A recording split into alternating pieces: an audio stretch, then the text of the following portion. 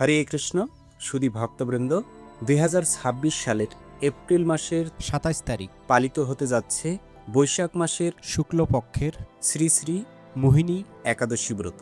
এই একাদশী ব্রত অন্যান্য একাদশীগুলোর মতোই মহিমান্বিত একাদশী। এই একাদশী ব্রত সকলেরই পালন করা উচিত।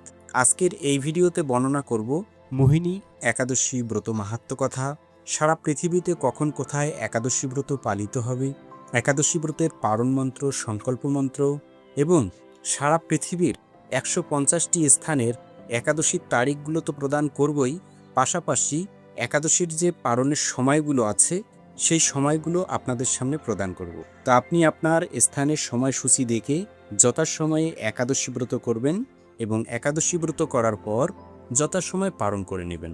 কারণ একাদশী ব্রত যেমন গুরুত্বপূর্ণ, একাদশী ব্রতের পাশাপাশি পালনটিও ঠিক ততটুকু গুরুত্বপূর্ণ। তো একাদশী ব্রত কিভাবে পালন করতে হয় আপনাদের সকলেরই জানা আছে। তবুও যারা একাদশী ব্রত পালনে একেবারে নতুন, মানে আপনি একাদশী ব্রত শুরু করবেন কিন্তু নিয়ম সম্পর্কে একেবারে অজ্ঞ, তারা ভিডিওর নিচে সুন্দরভাবে কমেন্ট করবেন। আমি আপনাদের কমেন্টের উত্তর দেব কিভাবে আপনি একাদশী ব্রত শুরু করতে পারেন বা একাদশী ব্রত আরম্ভ করবেন, আপনি সেখান থেকে জানতে পারবেন। তো আমি কথা না বাড়িয়ে শুরু করছি মোহিনী একাদশী ব্রত মাহাত্ম্য কথা। কর্ম পুরাণে বৈশাখ শুক্লপক্ষের মোহিনী একাদশীর ব্রত মাহাত্ম্য বর্ণনা করা হয়েছে।